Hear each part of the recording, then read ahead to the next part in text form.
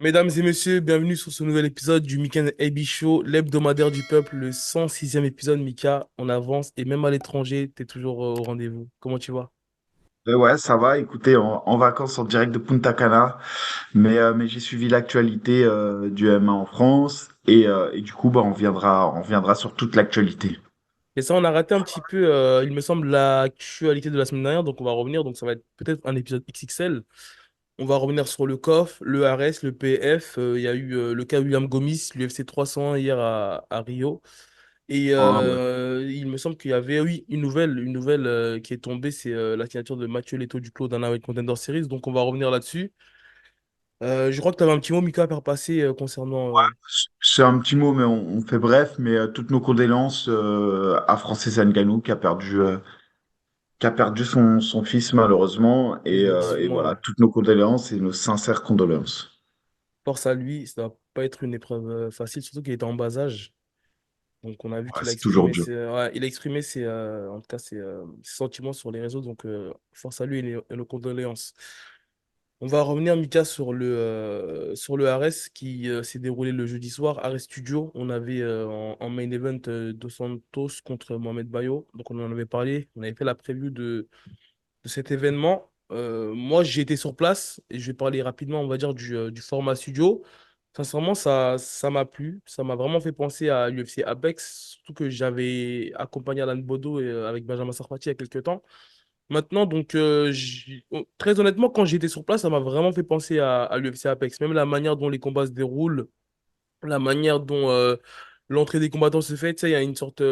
T'as un gars qui est devant toi et qui fait un décompte. Et en fait, à l'UFC Apex, c'est vraiment ce qui se passait.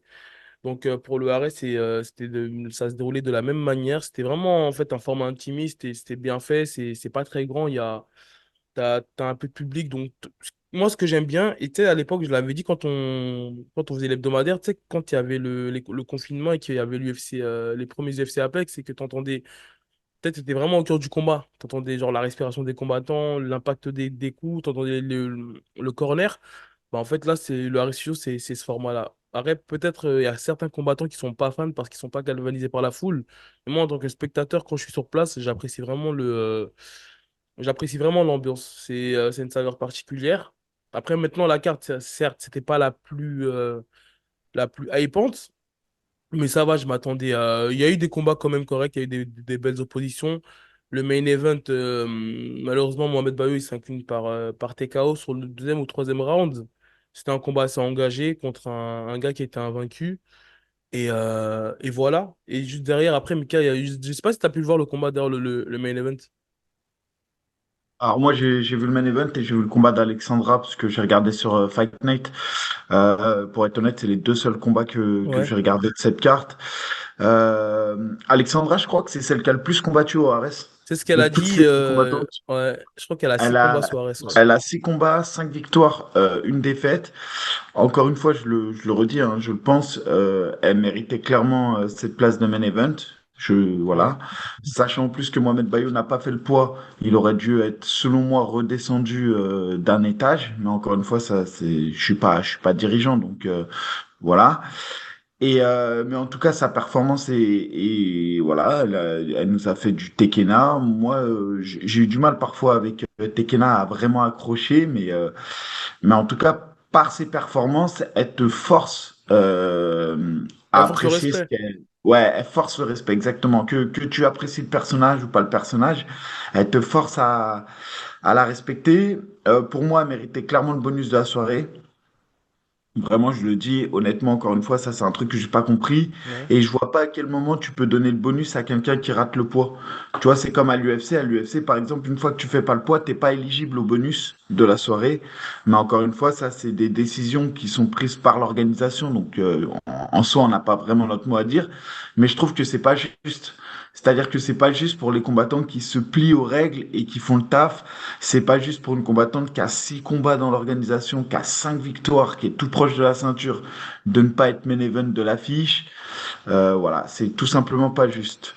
Donc voilà, félicitations à Tekina qui a dominé l'italienne assez facilement au final. Je pense qu'elle était pas, faut être honnête aussi, je pense que l'italienne n'était pas du tout du niveau de Tekina. Donc ça a donné un combat un peu déséquilibré. Et voilà pour ce combat-là, mais félicitations à elle. Moi, la seule chose que j'aimerais rajouter, mais sur ce que tu dis, je te rejoins sur Tekena, elle force le respect. C'est une combattante qui fait le show. Elle cherche. Le seul défaut, c'est que parfois, enfin après, c'est plus sur l'aspect technique. Dans le combat, je trouve qu'elle cherche trop le coup dur. Tu sais, elle cherche trop le one punch à mettre KO d'une sèche. Donc ça peut lui porter de défaut parfois. Sinon, comme tu as dit, elle fait le show et elle force le respect. Et en plus, on entendait bien l'impact des coups. Et Et ouais, vas-y, excuse-moi, Ibi. non, Et j'allais dire, vas-y. vu que, comme tu dis, que c'est celle qui a le plus combattu à Arès, elle est sur 5-1 à Arès et la seule défaite, c'est contre l'ancienne championne Ivana, qui a maintenant aussi à l'UFC. Donc, forcément, là, elle est plus que éligible au titre, en fait. Beau titre et même je pense que pour elle, ça serait bien qu'elle combatte avant le mois de septembre parce que clairement un palmarès de 6-1 et en cas de victoire 7-1 avec une ceinture, c'est clairement des palmarès pour les féminines dans lesquels il y a moins d'adversité que dans les catégories comme les 66, 70, Mhm. 77 kilos. C'est des palmarès qui peuvent directement t'emmener à l'UFC. Il y a un UFC au mois de septembre. À l'heure actuelle, à l'UFC, il y a que deux filles qui sont signées, c'est Nora Manon et Fiorot? Manon Fiorot. Je pense que c'est Kenya peut-être une carte à jouer. Si tu veux mon avis sur la lisibilité, mais on y reviendra après, je pense que sur les femmes aujourd'hui qui sont le plus proches d'aller à l'UFC, t'as la plus méritante, c'était Kenya qui actuellement a 6 combats. Mais attention à une qu'on voit pas forcément venir, mais et on va y venir, c'est Delphine Benoît. Et j'y reviendrai après et je veux dire pourquoi je pense qu'elle pourrait signer, même si j'ai trouvé que sa performance n'était pas terrible, mais on y reviendra après. Ouais. C'est ça, Mika. Et après, ouais, concernant le bonus pour Mohamed Bayo, c'est vrai que je m'étais posé la question. Normalement, lorsqu'on rate le poids, je crois qu'on est, je suis pas sûr, hein, faudrait que j'aille vérifier, mais je crois qu'à l'UFC en tout cas, lorsqu'on rate le poids, ben on est privé de bonus au cas où s'il y a une belle performance. Mais je suis pas sûr. Après, voilà, ça reste des organisations privées, donc forcément, chaque organisation fonctionne à sa manière. Mais On peut saluer la performance du Béninois, Jean Dos oui, Santos. oui, oui. D'ailleurs, j'ai parlé avec ses coachs et c'est vrai que même si c'est pas assez mis en lumière, mais il y a pas mal de talents en Afrique. Et en tout cas, le MMA il se développe vraiment bien, même si c'est vrai que, comme il me disait, ça manque d'infrastructures. En tout cas, on espère avoir plus de combattants, on va Je, dire. je sais pas avec qui t'as parlé justement, mais moi j'ai Wani. Je sais pas si tu vois c'est qui Wani, c'est un ancien. Moi quand j'ai commencé le MMA, il était à la FFA à l'époque à Vitry-sur-Seine. Ouais, C'était un des anciens, donc c'était parfois même il avait un rôle de coach. Il nous a donné les cours plusieurs fois et lui il s'est installé du coup au Bénin, si je dis pas de bêtises. Et il m'a contacté et ça m'a fait plaisir qu'il me contacte et du coup il m'a dit qu'il était ça l'intéresserait de passer donc bah, pour nous exposer un peu sa vision, la vision ouais. du MMA en Afrique, les difficultés qu'il rencontre, mais aussi ce qu'il voit, les talents qu'il y a, etc. Et en fait, on s'en rend pas compte, mais c'est pas la première fois qu'il envoie des gars au RS. Donc, il y a une passerelle qui s'est faite. Et du coup, bah voilà, on va le recevoir pour qu'il nous explique un peu. Le développement du MMA en Afrique. Voilà, c'est ça. Donc, on le recevra bientôt. Et en tout cas, félicitations à son poulain Ouais. qui, je trouve, a fait un beau combat contre Bayou. C'est ça. Mohamed Bayo, moi, je pense qu'il manque juste de l'expérience parce que, tu sais, il a une sorte de. Je sais pas si Et oui, ça se dit de submission wrestling. Non, tu sais, ouais, j'ai il enchaîne compris. les soumissions, tu vois. Ah, il a un chiffre au Sur ça, sol, il est tu fort. vois. Sur ça, il est fort. Mais je trouve que c'est trop adaptant. C'est pas assez adaptant à MMA, en fait. Il devrait parfois, je pense, plus calmer le jeu, plus stabiliser, tu vois. Il se précipite trop. Et puis il ressort la première vidéo qu'on a sortie sur Mohamed Bayo. On disait il a un sol de ouf, Ouais. mais je pense que dans sa tête, il s'est déjà vu trop comme Connor. Je pense il envisage les combats de MMA comme les combats de JJB, c'est-à-dire tu gagnes, tu perds, c'est pas grave. Mais le MMA, la réalité, c'est quand tu perds, c'est beaucoup plus grave Mhm. en soi, hein. Ce que je veux dire, c'est que d'une part, c'est plus violent et traumatique pour le corps, ça c'est dans le cas numéro un.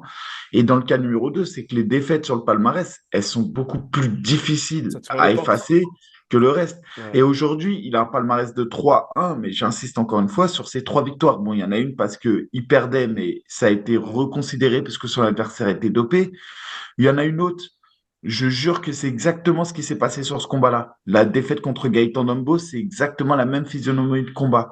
Dès qu'il a senti le vent tourner, il a dit qu'il a reçu une frappe derrière la tête, etc. Et pour moi, ok, la frappe était derrière la tête, mais ça ne justifiait pas forcément de s'arrêter. Et j'ai le sentiment qu'il a vraiment un talent de ouf. Ça, c'est indéniable. Au sol, il a un vrai talent. Maintenant, je pense que c'est pas du tout encore un combattant MMA et que surtout, il n'est pas assez mûr et il devrait faire un travail vraiment mental. Pas parce qu'il a une faiblesse mentale, mais carrément parce il arrive pas, il a un excès peut-être de confiance qui fait qu'il fait n'importe quoi en combat. Mais tu sais, ça rejoint ce qu'on disait. Je crois que c'était le premier combat justement qu'il avait fait. Et où il perdait par guillotine, mais derrière, ça a été reconsidéré parce que le gars, il était dopé, comme tu l'as dit. Moi, des fois, je trouve ça dommage de voir des jeunes combattants qui ont un gros potentiel et qui ont un gros background, que ce soit par exemple en kickboxing, en JJB, en lutte, démarrer directement chez les pros. Je pense à Azamat qui a d'ailleurs combattu et félicitations à lui parce qu'il a gagné. Mais je pense à Azamat qui avait affronté Islam Masraf, pour son premier combat alors qu'il avait juste 19 ans. Derrière, c'est vrai que ça a fait un gros bruit parce qu'il était champion, 3 fois champion de France de lutte junior, qu'il est dagestanais et tout. Donc voilà, c'était un peu vendeur. Mais je trouve ça parfois dommage en fait de lancer trop vite les jeunes dans la compétition. Et c'est vrai qu'un mec comme Mohamed Bayo qui a un gros background de JB, attends, excuse-moi, j'avais éternué. Non, ça va. Qui a un gros background de JB, bah, ça aurait été bien peut-être de le voir évoluer dans les mêmes ligues, par exemple, tu vois. Faire 2 années, 3 années, même peut-être. Mais même pas forcément 2, 3 années, Oui, mais comme tu l'as dit maintenant, il y a énormément de tournois. Tu vois, tu as les tournois comme le Fer de Hatch, tu as le PEF, qui est une ouais. super organisation en termes de show. On va y revenir, mais le PEF, c'est pas mal. Tu as l'AEF aussi qui peut te mettre en lumière. Aujourd'hui, il y a des organisations amateurs qui savent te mettre en avant et qui savent te mettre dans des conditions du réel.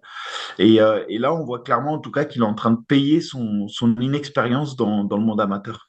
Et Bon, MMA, je parle évidemment. ouais, mais tu sais, je voulais aussi revenir sur un combattant, c'est Mohamed Souma, parce que lui, il avait été annoncé sur Arès enfin, il avait signé Arès il y a peut-être au moins un an, ou, 1 an ou 2 ans.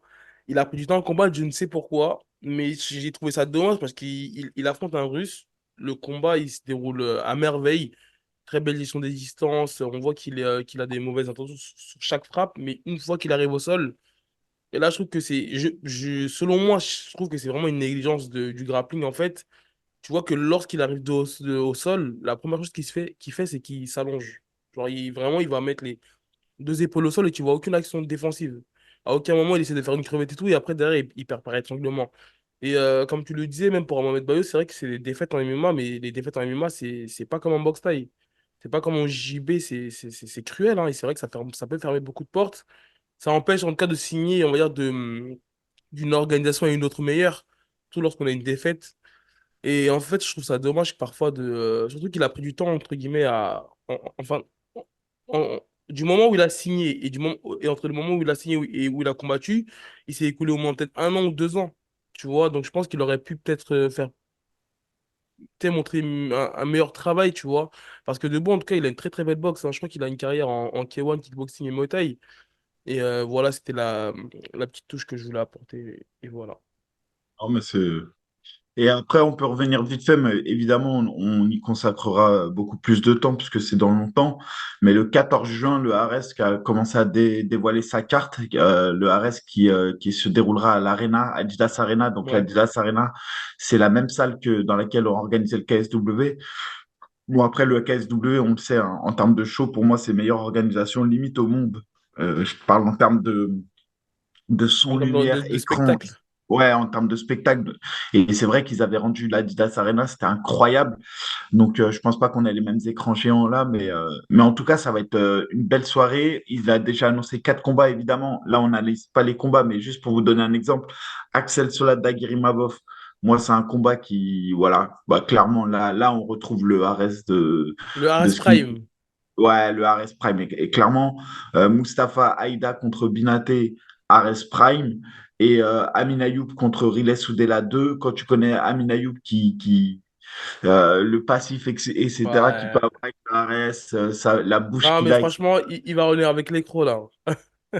Ouais, non, mais voilà, en tout cas, là, franchement, clairement, cette carte-là s'annonce comme étant, je parle organisation française, pour l'instant, qui sera la carte française des organisations.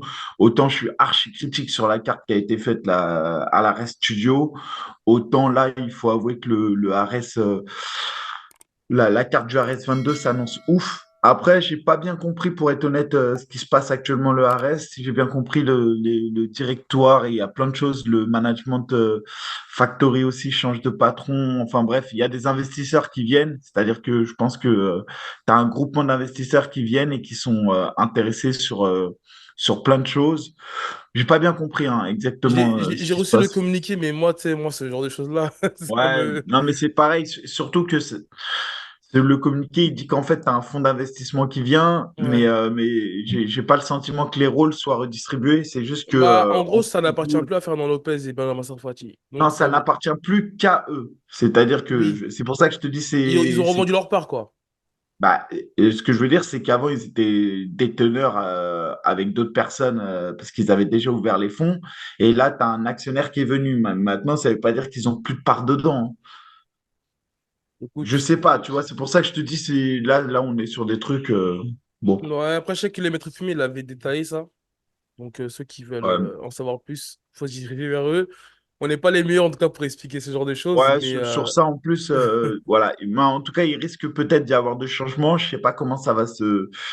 Je ne sais pas forcément comment ça va s'organiser, mais voilà, il y aura certainement des petites modifs ouais. et peut-être une vision plus nationale pour le RS, qui était actuellement que localisé sur Paris. Peut-être qu'ils vont se développer plus sur le territoire national, un peu comme l'Hexagone le fait.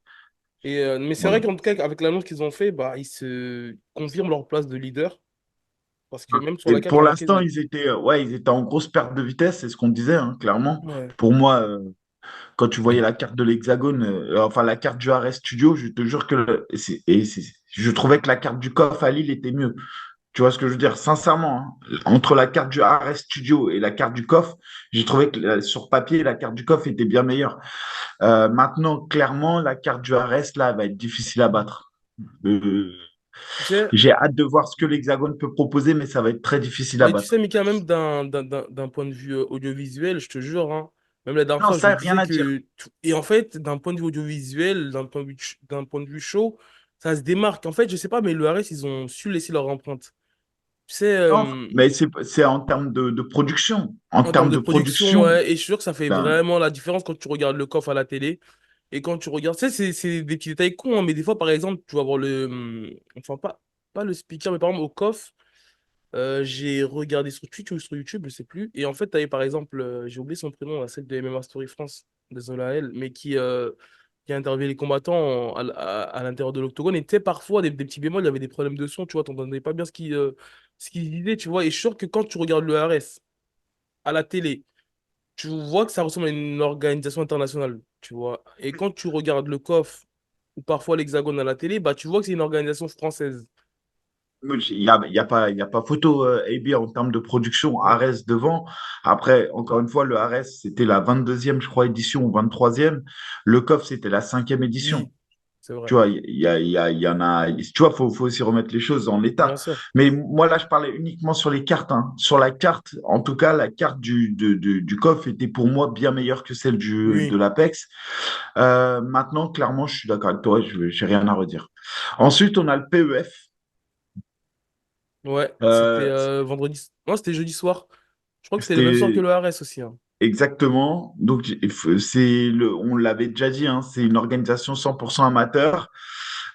Franchement, félicitations à Boifien, hein, Ouais, qui promeut l'événement. C'est son cinquième, le quatrième, si je dis pas de bêtises. Ça se passe à Lille, au Casino Barrière. Et franchement, en termes de show, c'est incroyable ce qu'il ouais. propose.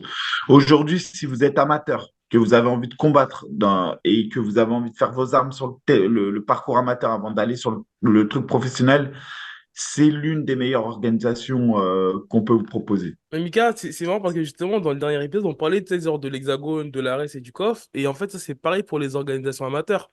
Genre, il y a quelques temps, tu avais l'AEF. C'était genre l'organisation incontournable pour les amateurs. T'as l'impression qu'il y a une perte de vitesse et que maintenant, c'est le PEF qui passe devant. tu vois? Après, en fait, tu as quoi? Tu as même, j'ai envie de te dire, t'as, en termes de niveau de carte, genre, par exemple, si tu regardes la carte du fer, donc ce qu'organise Hatch, Ah, ouais, ça oui, s'appelle le oui, tournoi du fer. oui. En termes de niveau, je te jure, tu as un niveau de ouf. Franchement, Ah il y a ouais. un niveau de ouf.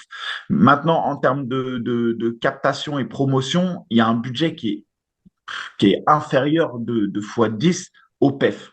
Donc effectivement, en termes de rendu audiovisuel, le PEF est largement au-dessus. Et aujourd'hui, pour moi, ce qui ressemble le plus à un événement professionnel, c'est-à-dire que si vraiment vous voulez mettre un combattant amateur dans des conditions professionnelles, bah, ce qui rassemble, enfin, ce qui ressemble le plus, c'est le PEF. Je trouve que franchement, c'est incroyable ce qu'il propose, hein. Pour un niveau amateur, je trouve que c'est incroyable. Et, Et en plus, les oppositions, elles m'ont l'air aussi bien équilibrées, hein. mais après, ils n'ont pas les mêmes objectifs, j'ai le sentiment, tu vois. Et après, par contre, le concurrent direct du PEF, selon moi, c'est l'AEF. Et c'est Oui. vrai que l'AEF, bah, ils ont fait très, très, très fort. Euh, et là, ils sont un peu en perte de vitesse. Bah, en même temps, ils n'ont pas organisé depuis le mois de janvier. Là, ils organisent dans le stade de Rennes. Donc, ça arrive bientôt pour eux. Bah, tu sais, C'est Mika, c'est un mauvais timing parce que moi, je comptais y aller, sauf que c'est le même jour que c'est le pour le Bellator, Bellator. tu Bah ouais. vois. Non, non, mais et remplir un stade, c'est quand même un gros, gros objectif. Après, il a quand même sur sa carte des bons noms. Il a Abirora, il a Mathis Duragrin. C'est deux gars qui commencent sur le parcours professionnel et qui vont faire partir, enfin, qui vont faire parler d'eux. On a aussi le Belge que j'aime bien, STU. On a Ibrahimov, le Belge aussi, qui commence en pro. C'est-à-dire que lui, là, clairement, il fait une carte professionnelle, mais début pro. C'est-à-dire qu'il a pris les meilleurs prospects amateurs qui ont commencé le parcours professionnel et qui commencent sur le parcours professionnel. Et encore une fois, quand on cite Abirora, on sait qu'il a signé, qui était au PFL, non, ouais, Si, qui a il a combattu fait au PFL, ouais. PFL et qui a déjà signé au ARS et qui va combattre sur la carte, on sait que c'est un gros blaze. Duragrin, c'est quand même l'un des gars qui aujourd'hui est le plus en vue. En tout cas, sur le parcours amateur, il a fait des très belles choses, donc on attend de le voir. Et Movsar Ibrahimov, c'est quand même un prodige aussi. Donc il a déjà signé trois belles personnes. Maintenant, est-ce qu'il va remplir le stade de Rennes? Dans quelles conditions ça va se faire? Est-ce qu'il va pas pleuvoir? Ça se fait pendant le Bellator, tu l'as dit, donc en termes de, tout le monde sait que ça va être, tout le monde va plutôt avoir les yeux rivés sur le Bellator que sur l'AEF. Voilà, je pense que peut-être que même il y aura une diffusion RMC sur les deux événements à voir. Peut-être l'un sera sur RMC Twitch et l'autre sur RMC. Je ne sais pas trop comment ça va se passer. C'est ça, Mika. Et juste après le RS, le vendredi soir, on avait le COF, événement dont aussi qu'on avait baptisé avec pour main event Raphaël Tronchet qui faisait ses débuts en boxe anglaise contre Sofiane Boukishou. Mais on va quand même revenir sur la carte. On avait Sofiane Ludina qui combattait. On avait Bison contre Yann Kwadja. Et on avait j'allais dire Delphine Benouache, justement, qui a combattu. Et tu disais que son combat, il est. Qu'est-ce que dans la partie du combat, justement? Bah moi, sur la carte, d'abord, je vais revenir sur. Je vais être clair, pour moi, il y a eu trois décisions assez litigieuses dans cet événement. Les trois décisions litigieuses, c'est Delphine Benouache, c'est Brandon Brachet et c'est Boukishou contre Tronchet. Maintenant, j'y reviens, je suis pas arbitre, mais pour le coup, là, j'aimerais bien avoir des explications de ce qui a été fait. Déjà, félicitations à Adriaï qui s'impose par KO, enfin plutôt par TKO sur Bozuku. Franchement, beau combat. Premier round, il fait le taf. Il fait le taf qu'il faut et il finit Bozuku. C'est celui, premier combat pro de la soirée. Ensuite, on a le combat de Delphine Benoît contre l'Ukrainienne. Et bah écoute, moi je la vois pas Ouais. gagner. Franchement, à la rigueur, je vois un nul avec un arbitrage un peu à la française. Mais je voyais plus l'Ukrainienne dominer. J'ai échangé à froid un peu avec, à chaud plutôt avec Nicolas Haute. Nicolas Ouais. Haute, il me dit que non, pour lui, la décision est plutôt logique pour Delphine. Faudrait que je re-regarde le combat, mais sincèrement, quand je regarde le combat comme ça en première approche, en tant que spectateur, je Ouais. la vois pas s'imposer. Il me semble que le round 1, elle le perd clairement, et je crois que c'est le round 2 qui est disputé. mais je vois pas à quel moment tu peux ne pas le donner à l'Ukrainienne. Mais il faudrait que je regarde parce que je confonds les rounds 1, 2, 3. Ouais. Parce que mais pour moi, franchement, l'Ukrainienne ne déméritait pas. Vraiment, j'ai du mal à comprendre un peu la décision. Mais voilà, après, je suis ouvert à explication, hein, parce qu'avec les frappes significatives, Ouais. etc., c'est toujours un peu pareil. Mais je vois pas à quel moment, à un moment donné, quand tu prends l'initiative dans le combat, que tu fais du cash control ou tu arrives à. Enfin, je sais pas c'est quoi qu'est-ce qui score, qu'est-ce qui score pas. Des fois, ça me questionne parce que j'ai l'impression que la logique, elle est pas respectée dans tous les combats de la même manière. Bah, tu sais, Mika, déjà, j'ai l'impression, et je pense que c'est le cas, c'est aussi au ressenti des arbitres. C'est-à-dire que si tu as un arbitre qui a, je sais pas moi, un background de boxe anglaise et tu en as un autre de l'autre côté qui a un background de grappleur, forcément, je pense qu'ils vont pas le noter de la même manière, tu vois. Et c'est pour ça que parfois, bah, tu as des combats où. Peut-être ça change à chaque fois. Des fois, tu as des décisions, c'est vrai, litigieuses. Mais bon, je pense que c'est des choses qu'il y aura toujours en fait dans les sports de combat. Parce que c'est au ressenti. Je pense que chaque arbitre a sa manière aussi de scorer. Chaque arbitre, on va dire, ne perçoit pas les séquences de la même manière. Donc c'est vrai que généralement, c'est un débat sans fin, ça, en fait, parfois. Ouais. Donc ensuite, c'était. Ensuite, on avait Bison contre Ouais, Quadja. Bah, pour moi, ça, c'est le combat de la soirée. Quadja, il était à 2 doigts de l'avoir mis KO. au Mais quand je te premier dis round, à hein. 2 doigts, c'est à 2 doigts, hein. Et incroyable comeback de Bison qui finalise le combat au deuxième round. Félicitations à eux. Moi, Ouais. Quadja, je En plus, kiffe parce que, c'était son premier combat, je crois, chez les light heavyweight à Bison. ouais, Ouais, exactement. Après, ouais, non, félicitations à eux. J'ai kiffé. Franchement, j'ai kiffé. Je trouve qu'ils ont fait une grosse guerre. Ils se sont respectés. ouais, Bison, il continue son parcours. Ça devient l'un des plus capés du COF. ouais, C'est une organisation qui lui réussit plutôt bien. 2 combats de victoire. Il est sur 4 victoires consécutives, 4 finishes. C'est quelqu'un qui peut faire quelque chose, mais qui doit encore progresser. Mais en tout cas, félicitations à Quadja aussi, qui a fait une belle guerre, qui a pris le combat comme il se devait. Ensuite, on a eu Chaumont contre Oudina à la décision. Bon, voilà, il y a 2 rounds à 1 pour Chaumont. Round 2 et 3 qui sont dominés par Chaumont. J'ai le sentiment que Oudina, il a beaucoup donné au premier round. Tu le voyais en lutte et tout, ouais, il a beaucoup usé de la lutte et en fait, il a mené assez facilement, mais Chaumont, il remontait bien. ouais, Il arrivait vite à se redresser. Et je pense qu'il s'est usé, parce qu'après, il combattait chez lui, il combattait au Zénith. Je pense qu'il y a eu peut-être aussi le fait que bah, il y avait la foule et que bah, la stratégie a sauté, mais il a été au bout du truc, il a tout donné, et voilà, force à Oudina. Ensuite, il y a Brandon Brachet qui a affronté Antea, c'est un Moldave solide, qui est assez jeune, qui a 23 ans, mais qui a déjà beaucoup d'expérience, le Moldave. Et franchement, là aussi, c'est une décision qui peut être discutée, mais dans lequel où je suis pas trop choqué parce que c'est vrai que Brachet il s'est montré tout au long du combat le plus dangereux. C'est celui qui se faisait beaucoup amener au sol et contrôler au sol, mais en termes de dangerosité, c'est lui qui tentait les soumissions, c'est lui qui frappait le plus fort, c'est lui qui comment dirais-je, qui était vraiment à la recherche du finish. Par contre, il y a eu des temps de contrôle qui étaient trop importants selon moi et pareil, bon, voilà, ça mériterait vraiment qu'on m'explique round par round comment on score le combat parce que ça me questionne. Et il y a un truc qui est marrant dans ce combat, c'est parce que on a galéré à trouver un Français hein, pour Brandon Brachet, hein. Tout le monde ouais. refusait. Je te jure que c'est vrai ce que je te dis. Évidemment, je dirais pas les noms des personnes et tout, mais tous les Français refusaient.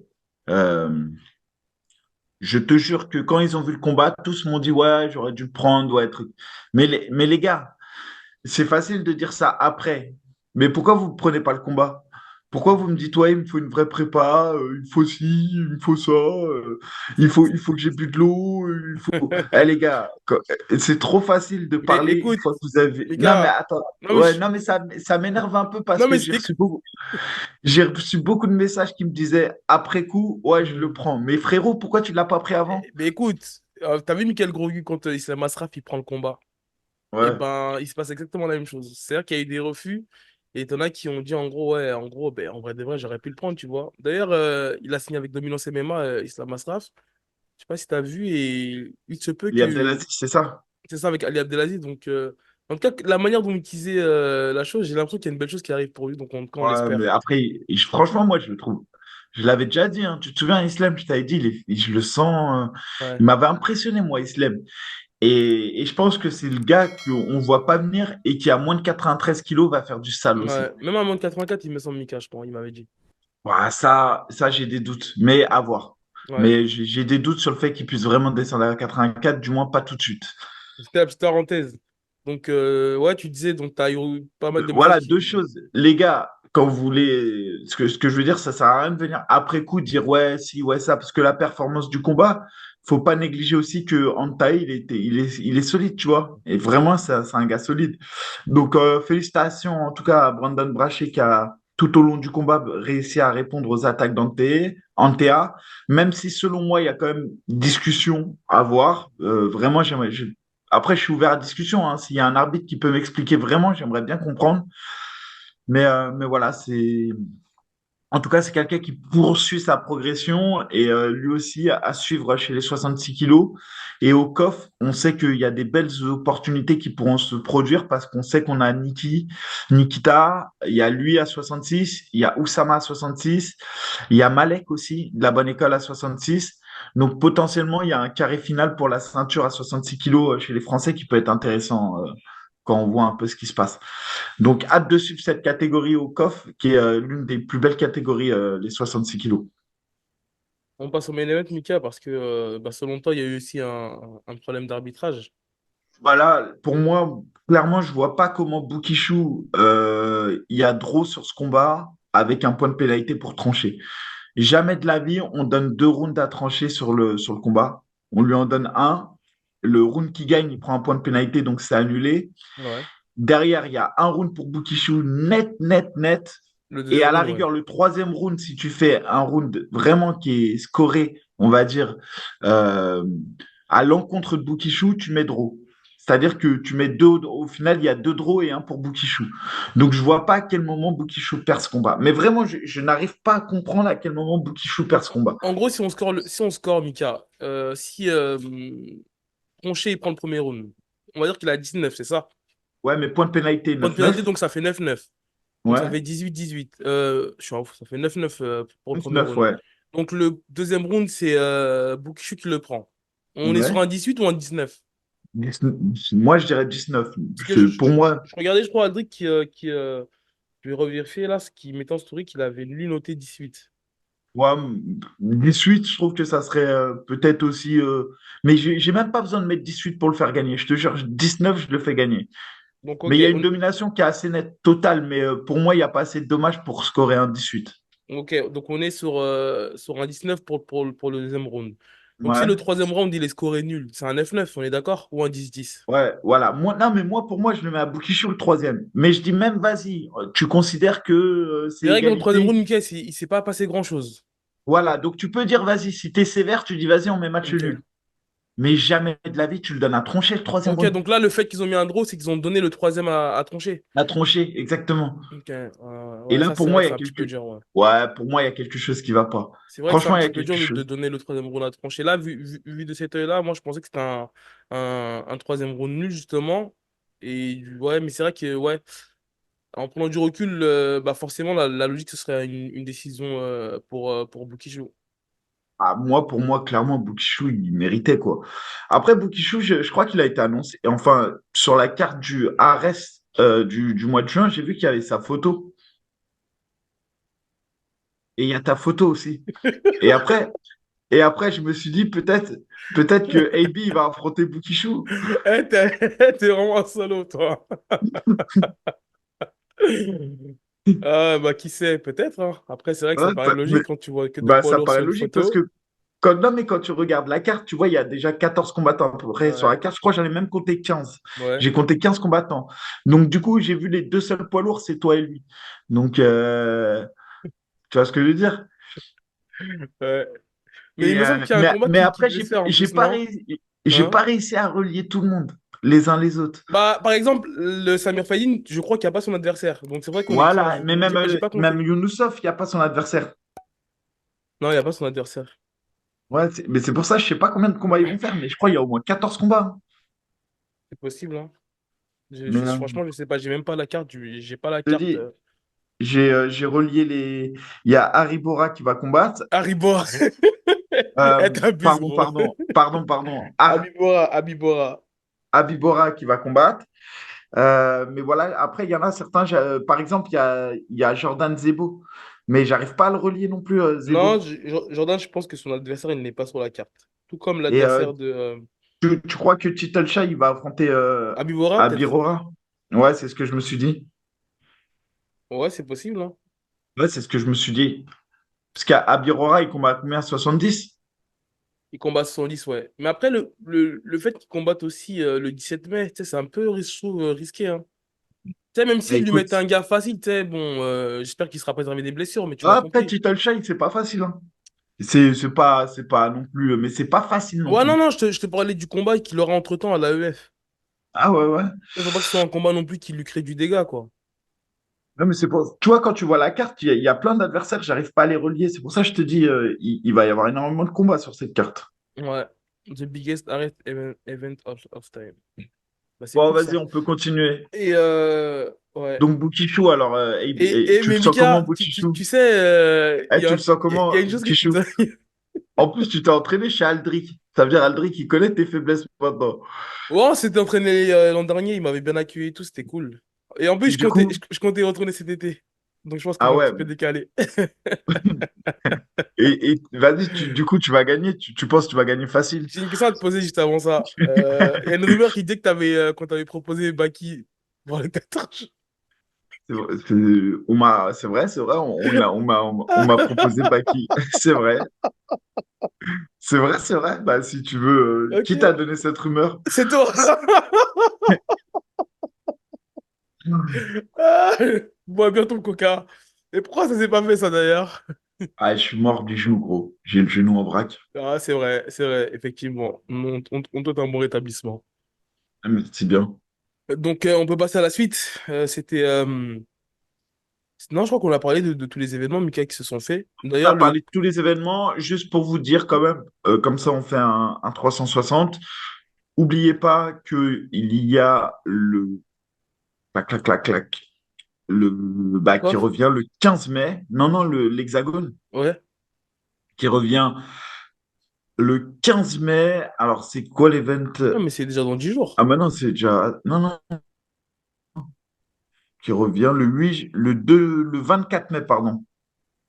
Ok. Avec. Et avec un combat qui, pour moi, est le combat. En plus, je veux archi dur sur la carte. Il y a peut-être, allez, deux combats qui m'intéressent vraiment sur cette carte pour l'instant. C'est Théo Ulrich, Ouais. parce qu'il m'avait impressionné sur sa première sortie, le gars de la old school, Ouais. face à Raphaël Mebenga. Et Didi contre Kroll, je pense que ça va être un combat de ouf. Ouais, si. Ok, bah, je pensais que Et- c'était l'événement avec Greg MMA et Wilson Varela, c'est pas celui-là. non, ça, c'est à Paris. Mais c'est fou Mais comment ils enchaînent quand même, hein. Ça veut dire ils ont là, sur les 2 prochains mois, ils ont deux, trois événements, là, c'est ça, annoncé. Il y a le c'est 25 mai et énorme. le 1er Ils, juin. ils, ils ont un événement en mai, deux événements en juin qui sont archi rapprochés. Ouais. Et ensuite, ils refont, tu sais, en juillet, ils refont à Orange, dans le théâtre antique Ok, d'Orange. oui, ce qu'ils avaient fait il y a quelques temps, là. Ouais, ouais, et ça, c'est incroyable, hein. Combattre là-bas, Oudina, il avait combattu là-bas, c'est incroyable. Ouais. Franchement, C'est c'est vrai incroyable. t'avais fait un retour là-dessus, là, c'était dans le sorte de truc de gladiateur, là. C'est ça, avec le théâtre antique d'Orange. Hmm. Incroyable, magnifique. Et Dizzy contre Crawl, qui, selon moi, mériterait largement d'être main event, mais bon, voilà, C'est vrai. comme il y a une ceinture qui est donnée à d'autres gars, la ceinture passe devant, mais clairement pour moi, Dizzy Crawl sera le combat de la soirée, et c'est pour moi un banger de ouf. Loupez pas ce combat, ça va être un banger de ouf. C'est vrai que Et t'as un peu de combattants qui se rentrent dedans, là. Malgré que l'autre, il est typé lutte. L'autre, il est plus typé sol, mais il strike quand même, tu ouais, vois. mais et puis surtout, il a une bonne guillotine, donc on sait aussi que Dizzy il peut être, c'est un peu son Ouais. truc, faut qu'il se méfie. Voilà, donc ça va être un combat de ouf. Ça va être vraiment un combat de ouf. Moi, je suis 100% derrière Dizzy, mais on le sait, j'ai partagé beaucoup de Fight Week avec Dizzy. Et donc voilà, force à Dizzy et arrache tout. Et aussi un petit big up, on a oublié, il y a le PFL on fait un tournoi au Moyen-Orient et il y a gros big up à Elias qui va combattre la semaine Ok, prochaine. bah, ça m'est passé sous le nez, Mika, ça, j'ai même pas au courant. Ouais, il va combattre un tournoi en fait qu'ils font au Moyen-Orient comme ils font en Europe là. Ok. Et donc du coup, il combat l'Égyptien. Normalement, Elias est largement au-dessus. Maintenant, faut se méfier. Mais force à lui, il Mhm. combattra la semaine prochaine et on fera un débrief. C'est un tournoi à 100 000, c'est ça? À la fin, ouais, il y a 100 000. Ouais. Ok, ok, bah écoute, force à lui. Et pour la suite, Mika, on avait le cas William Gomis qui devait combattre cette nuit-là à l'UFC 301. Malheureusement, on l'a vu physiquement dans un mauvais état lorsqu'il a validé la pesée à 64,5 kilos, alors que la pesée, c'est normalement 66, donc il avait 1,5 kg en dessous sous la limite. Donc forcément, il y a eu beaucoup de spéculations. Après, William Gomis, lui, s'est exprimé en disant que tout allait bien, qu'il y a eu des petites erreurs.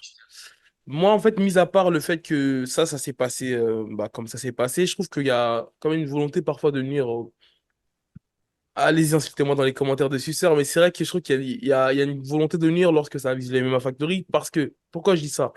Des pesées ratées, Mika, il y en a tout le temps. Que ce soit, je parle des combattants français les plus connus, Ramzan Jambiev dernièrement, finalement, ça a été un catchweight. Derrière, ils lui ont trouvé un combattant le lendemain.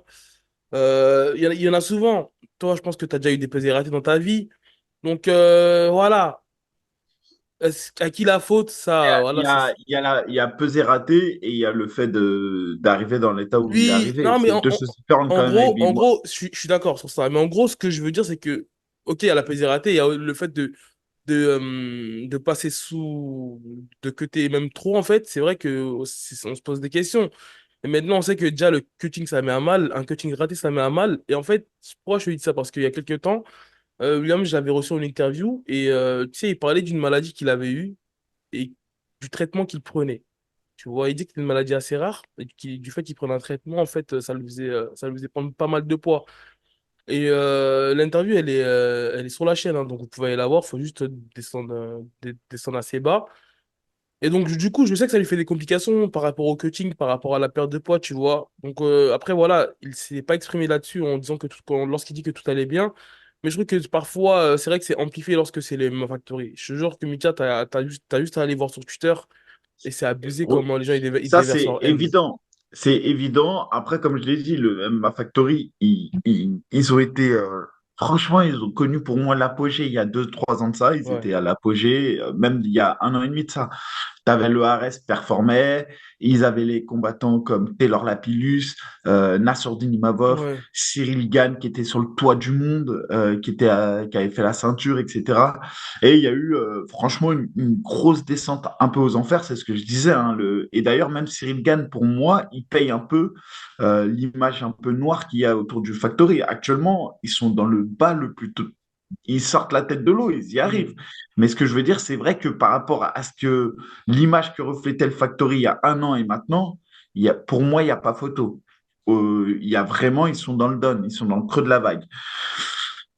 Et d'ailleurs, c'est pas pour rien que tu as le rachat de l'ARES par quelqu'un d'autre, enfin, tu as des investisseurs qui viennent d'ailleurs, tu as Je pense que tout ça, c'est assez lié quand même. ouais, Après, je ne suis pas dans les rouages, je ne peux pas dire, mais il y a quelque chose qui se passe et malheureusement, il y a une malédiction. Sur le Kagomis, le pauvre, lui aussi, il subit un peu la malédiction, c'est-à-dire que le mec, il fait quand même 3 combats à l'UFC, 3 victoires. 3-0, ouais. C'est, c'est quand même quelque chose d'incroyable. Bah oui, À chaque fois, ces deux premières victoires, voilà, elles sont un peu entachées par le fait qu'il passe pas loin de la soumission au dernier round. Donc, ça laisse un petit goût de, il peut faire plus, il peut faire mieux, etc. Tu vois, il n'y a pas le côté, j'ai envie de dire, t'as pas le côté, il vient, il veut gagner, t'as le côté très tactique. mhm, Et c'est aussi ça qui fait sa force à Gomis. Mais t'as ça qui peut faire que les gens n'accrochent pas forcément à son style de combat. Et ensuite, il y a le fait qu'il affronte un Français à Bercy.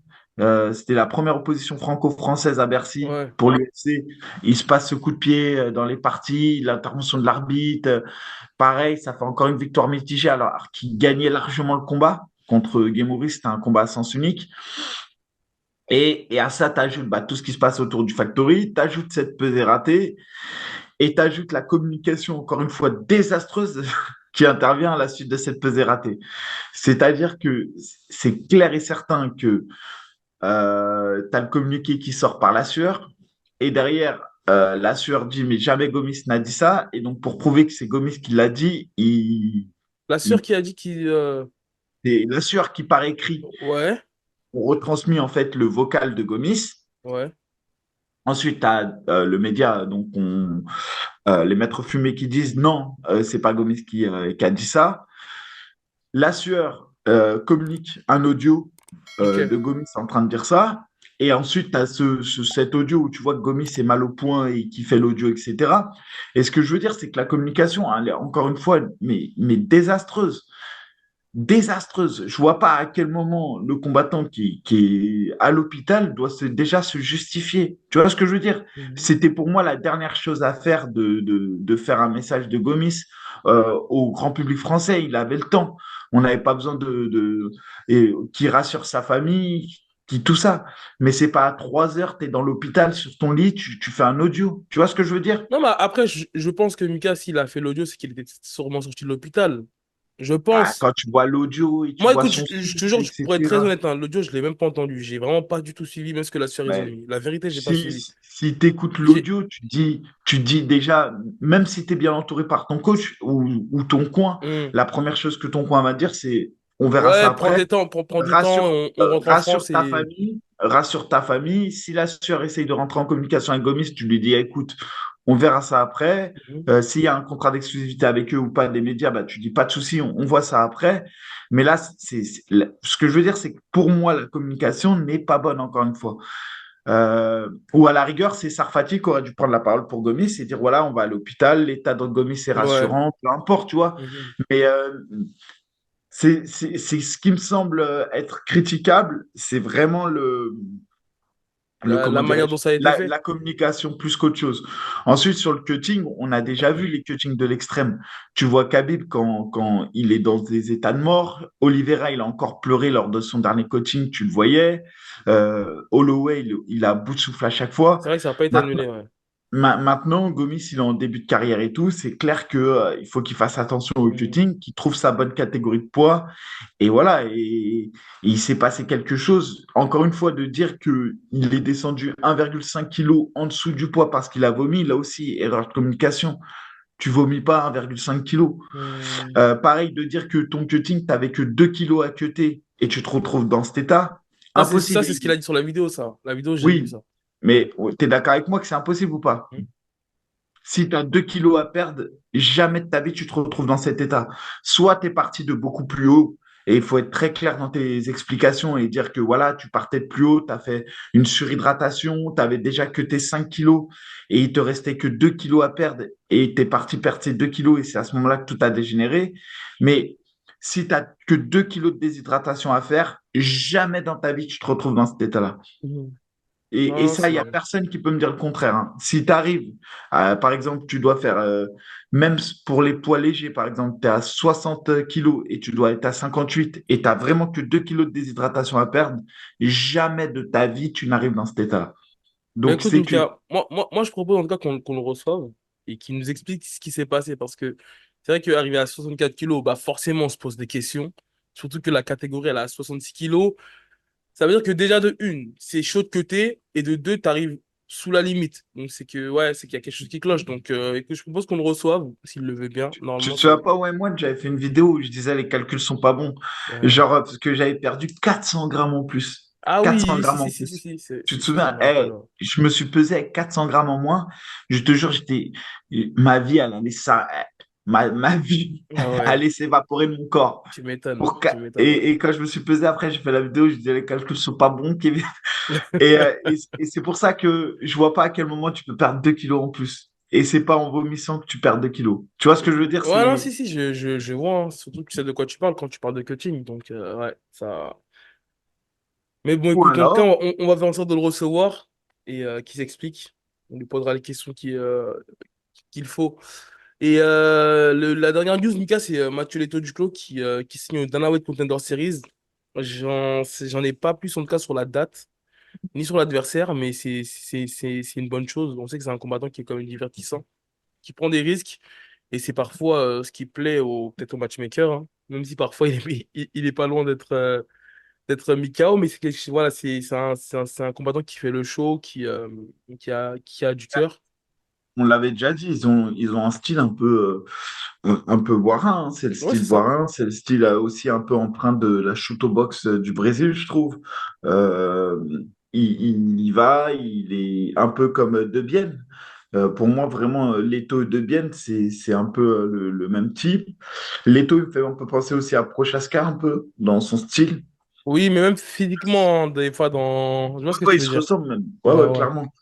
Maintenant, ouais, fort à lui pour le Dana White Contender. C'est une belle opportunité pour lui parce que c'est pas du tout le mieux classé hein. Dans les classements 84, je crois qu'il est même pas classé quasiment. Bah, je pense que là, il regrettera les mots qu'il a dit. Ouais. Bah après, mais c'est ça, tu vois, c'est toujours pareil, c'est le sport, c'est comme ça, hein. C'est que des prises de risques qui payent, et des fois, il y a des prises de risques qui payent même pas, tu vois, donc Ouais. tu sais jamais trop quoi faire. Mais tu vois, là, je regarde, il est même pas classé, hein, Leto, sur Fight Matrix. Non, en tout cas, c'est un beau boulot, hein. C'est un beau boulot Donc, de. ouais, Shelby, il a bien fait le taf, franchement. Non, Je crois franchement, que il n'y a rien à dire. ouais, il a Il y fait le a... taf qu'il fallait, et bah voilà, maintenant, on a hâte de suivre ça, et on va voir ça avec impatience. C'est ça, on va rester connecté. Est-ce que Mickaël a quelque chose qui nous est passé sous le nez? Moi, juste bah, félicitations à Aldo hier. Victoire incroyable sur Ouais. Jonathan Martinez avec contrôle au sol et tout. Ça me fait kiffer de revoir Aldo avec des contrôles au sol. 12e du Euh, classement, en plus, il était Martinez, hein. et non, mais c'est Aldo, c'est un tueur. Je te Ouais. jure, c'est Ap- a- c'est a- un tueur. Après, je pense que c'est le troisième round peut-être qui a fait aussi la différence. Parce que le premier round, bon, tu peux le donner à Aldo, mais Moi, je le donne à Aldo le premier round, hein. Tu sais pourquoi je le donne à Aldo? Parce que c'est lui qui avance. Donc, tu sais, c'est lui qui prend le contrôle, on va dire. Mais sinon, en Ouais, termes ouais, ouais. d'échange, il n'y a pas forcément de grosses frappes significatives des deux côtés. Le deuxième round, il me semble qu'il se fait quand même toucher à un moment donné. Après, derrière, il rend les coups. Et le troisième round, il met un knockdown. Et j'ai bien aimé parce que, t'as vu, il se précipite pas. Ça veut dire que Joe Martinez, il monte les mains parce qu'il est sonné. Et il plonge dans les jambes. Et il finit le round en position dominante à chercher à créer du dégât. Donc, c'était un Après, beau retour. et même à la fin, t'as vu Aldo quand il s'assoit, il lui parle. Franchement, Ouais. franchement, il est vraiment sympa. Et les trois rounds ont été donnés à Aldo, hein. Ouais, ouais. Les Mais trois rounds, hein. par contre, Mika, juste sur le détail, oui, c'est fou. Aldo, t'es un ancien champion des featherweight. T'es Hall of Fame. Ça doit faire peut-être aller plus de 10 ans qu'il est à l'UFC et il parle toujours pas anglais. Ça, c'est un truc que je te jure, j'arrive vraiment pas à comprendre. Et c'est la plupart des Brésiliens qui font ça en plus. Après, c'est l'ancienne génération aussi, Aldo. Mais tu sais, là, je suis à Punta Cana, tu vois, Ouais. et je te jure, ils parlent pas anglais, hein. Ils Ah s'en ouais? battent les couilles. Mais comment tu fais Ouais, toi pour communiquer avec eux? bah, laisse tomber, gros. Moi, je dis Diet Pepsi, Pepsi Light, Diet Pepsi, one. Thank you, thank you. Ah, c'est fou, c'est fou. Et voilà, et après, et je me suis arrêté au combat d'Aldo. Moi, j'ai pas réussi à voir le main event et j'ai vu Anthony Smith mettre la guillotine à Petrino et je te jure, je le sentais que Smith, il allait gagner. Ce mec-là, Smith, il est capable de faire une perf de ouf comme il est Ouais, capable de faire de la merde. ouais, C'est c'est ça. incroyable. Et voilà, félicitations à lui. Après, je voulais revenir aussi sur le fait que Oumar Sy ait changé d'adversaire et qu'il combat Ouais. bientôt. On C'est oublie un dans moins peu, de mais 2 semaines, il me semble, non? bah là, il combat ouais, le 18. Donc, c'est aussi le soir du Bellator Paris. Ok. La carte, elle est sympa. En plus, le main event, ça sera Barboza contre Murphy. Donc, ça devrait être un beau combat Ouais. chez les featherweight. Barboza, quand même, qui est pas malin chez les featherweight depuis qu'il y est. Après, je sais pas si ça va lui réussir encore longtemps, mais voilà. L'adversaire de Omar Sy a changé. Donc, c'est Antonio Trocoli.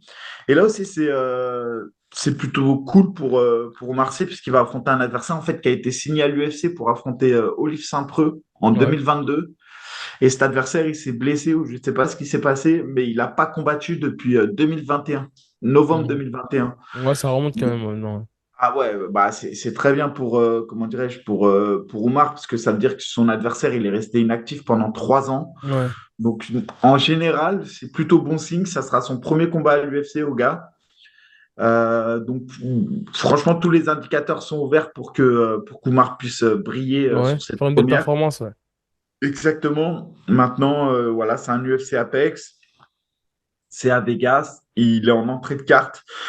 Donc, je lui souhaite vraiment, vraiment le meilleur sur cette carte. Et ensuite, faut pas oublier qu'une semaine après seulement, on aura Taylor et Nassourdine C'est sûr que c'est une qui semaine après? combattront donc le C'est pas le 8 juin?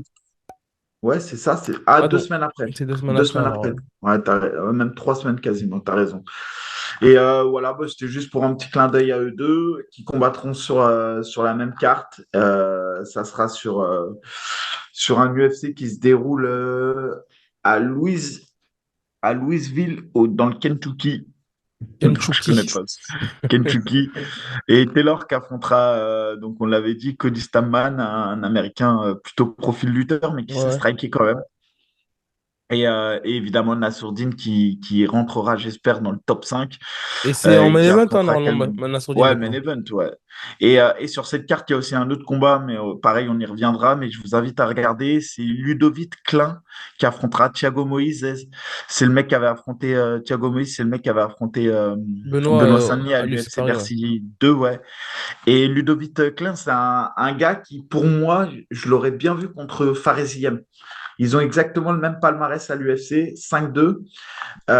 Et c'est le profil parfait, selon moi, pour que Fares Yam puisse briller. Et bon, bah voilà, là, il a été matché contre Thiago Moïse. Donc, hâte de voir ce combat. Et puis, pas grand-chose d'autre à dire. Je crois, Ibi, on a fait le tour, hein. Non, ouais, juste par rapport, en parlant de Fares, il a prolongé son contrat à l'UFC. Il l'avait annoncé il y a quelques semaines. Donc c'est une belle chose. Et donc voilà, en tout cas, les Français commencent à être respectés, on va dire, à se faire respecter et à bien performer à l'UFC. Donc c'est une bonne chose, hein. Ça a priori, on va dire, un bel avenir. Donc Ouais, voilà. ouais. Là, les deux seuls des pauvres qui sont un peu en galère, c'est comment dirais-je, c'est Gomis et Guémouri. Guémouri qui a du pull-out à cause d'une infection et Ouais, toujours pas planifié. Et Gomis, malheureusement, qui avait pull-out un premier combat du fait d'un problème familial. Et ouais. le deuxième, bah, du fait du régime manqué. Donc, force à eux. Et c'est un peu le combat de la malédiction depuis Bercy, les pauvres. Ouais, mais on Je te espère jure. qu'ils vont être bookés très très vite en tout cas. Ouais. Et voilà, hein. On restera connecté en tout cas sur l'actualité. N'hésitez pas à nous dire ce que vous en pensez des sujets qu'on a abordés dans, dans le calme et dans le respect, comme à votre habitude. Et on essaiera en tout cas d'avoir Gomis là dans les prochains jours pour qu'il puisse nous expliquer. Et pareil, sur les arbitres qui étaient présents, les juges, pas les arbitres, les juges qui étaient présents à l'Hexagone, j'aimerais bien avoir le ressenti des choses. Ouais. Et voilà, Bah, go investiguer, Mika, alors. go Allez, investiguer. salut à tous. Vas-y, Bonne ciao, semaine à ciao. vous. N'oubliez pas de vous abonner, de commenter. Et voilà. Salut à tous.